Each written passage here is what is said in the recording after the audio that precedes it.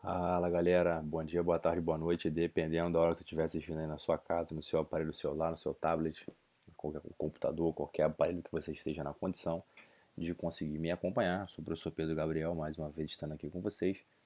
Gostaria de fazer, na verdade, um pronunciamento, né? É esse conteúdo de hoje, que é o módulo 6, né? Fala sobre urbanização brasileira, mas na verdade na sua apostila ele também aborda alguns aspectos, né, que são complementos ao que já foi falado, né?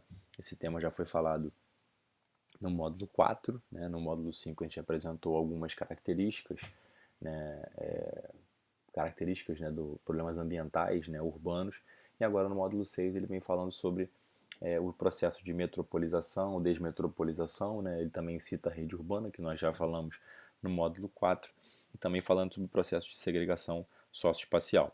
Então a gente inicia aí falando sobre o processo de metropolização, evidenciando de que maneira algumas cidades se transformaram em metrópoles. Isso nós também já falamos, né, no slide do módulo 4, porque ele falava sobre região metropolitana, nós falamos sobre rede urbana, né, que algumas cidades são mais desenvolvidas do que outras. Então você tem aí, né, desde o processo, tem um texto aí, você não precisa ler, é só um texto de apoio, né, para te mostrar que desde a era Vargas, em 1930, a gente teve um investimento muito maior em transportes, né, para poder atrair, né, e promover o processo de industrialização. E isso vai acabar fazendo com que algumas zonas recebam mais investimentos. E aí a indústria, né, transforma essa cidade numa grande cidade, numa metrópole.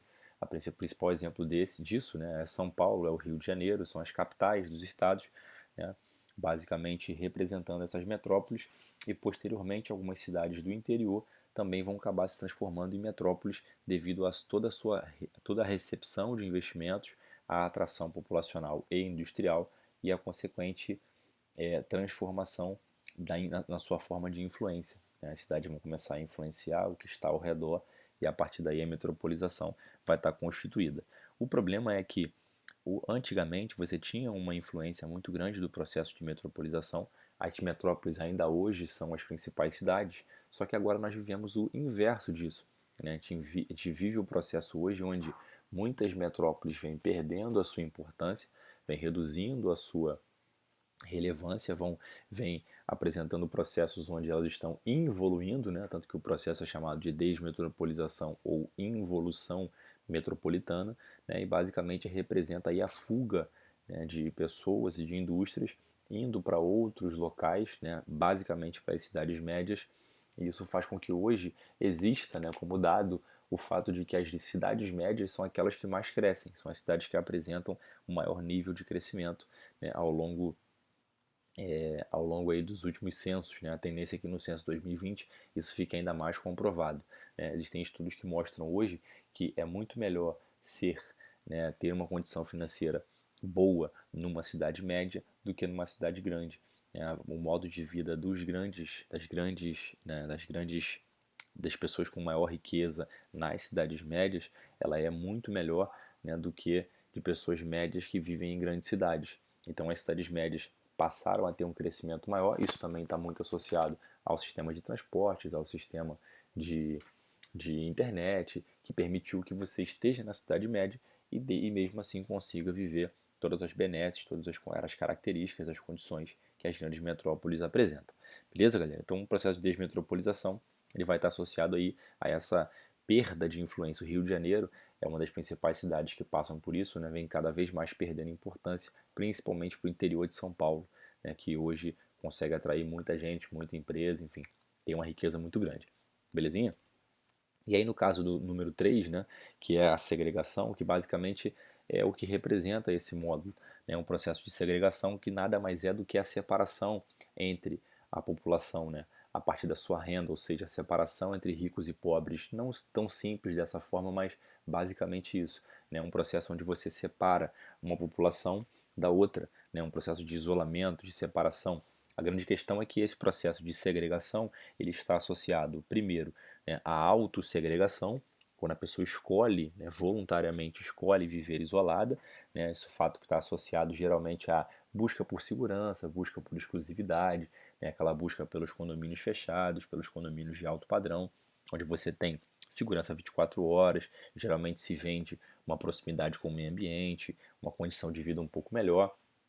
São aqueles condomínios fechados que oferecem serviços diferenciados, né, todos dentro do próprio condomínio, né, um modo de vida que vem se difundindo cada vez mais, né, exemplos clássicos em São Paulo como Alphaville, enfim, exemplos fora do nosso Brasil, ao longo do mundo aí, nas zonas suburbanas, né, dos países desenvolvidos, Estados Unidos, Japão, os países europeus.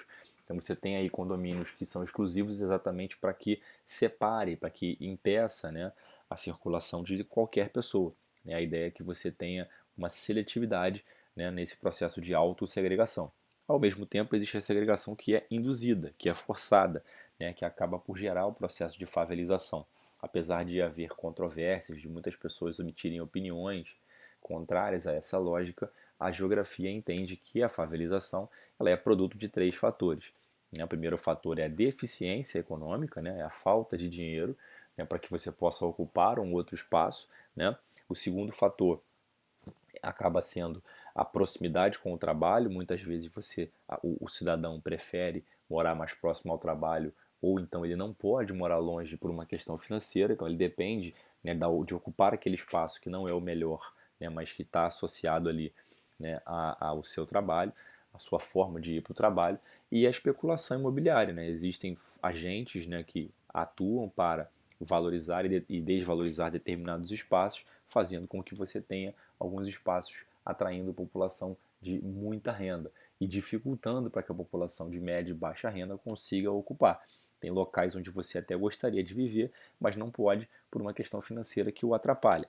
É a ideia da segregação induzida. Eu não posso morar em determinados locais porque não tenho possibilidade de conseguir fazer isso. Preciso ir para outro local para conseguir desenvolver isso. Essa é a ideia do processo de especulação imobiliária. Por que uma casa num bairro específico custa X e essa mesma casa com as mesmas características em outro bairro específico custa Y?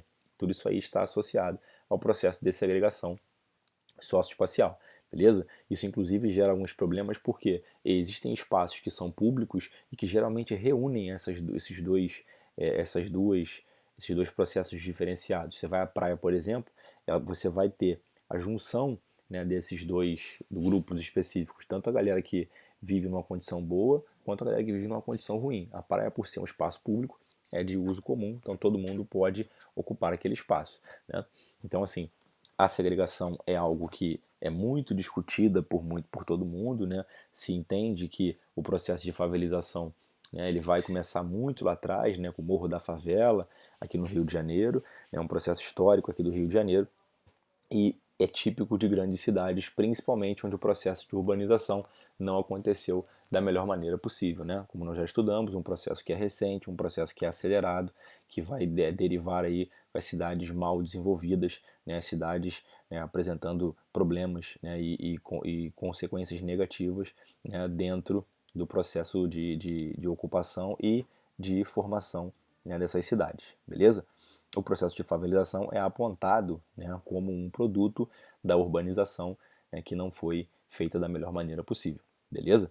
Então você tem exemplos aí, né, com imagens, né, as provas geralmente abordam muito imagens, né, que mostram essa diferença, né, tanto imagens quanto charges, né, nessa imagem você vê, né, de um lado, né, a construção de alto padrão, que são os prédios, e do outro lado a construção de baixo padrão, né? Você tem também aqui um exemplo de condomínio fechado, de condomínio exclusivo, né, na região lá dos Estados Unidos, muito famoso esse condomínio pela sua forma de organização. E você tem aqui, né, mais uma imagem que mostra, né, lado a lado aí, um processo de segregação claramente ocorrendo numa zona mais pobre e numa zona mais rica da cidade, beleza? No caso da cidade, se eu não estiver enganado, essa imagem ela remonta, né, a algumas cidades, algumas zonas lá da África do Sul durante o Apartheid. É por isso que geralmente se coloca essa imagem como exemplo. Se não for, peço perdão, mas acredito que sim. Uma imagem que mostra isso, né? E enfim, se não for exatamente uma imagem, né, da África do Sul, é uma imagem remontando, né, aquele processo, porque era exatamente assim que acontecia. Existiam as cidades, né, mais segregadas, né, que era a parte mais rica, e existia uma outra parte que eram as townships, né, que eram as cidades, né, dos guetos, onde ocupava a população mais pobre lá na África do Sul. Belezinha? Né, durante aquele período do Apartheid. Belezinha? Grande abraço a todos vocês, galera. Estamos aqui, qualquer dúvida você pode, né, nos contactar Um grande abraço a todos. Professor Pedro Gabriel, trabalhando com você. E nunca esqueça, você nunca caminhará sozinho. Grande abraço. Tchau, tchau.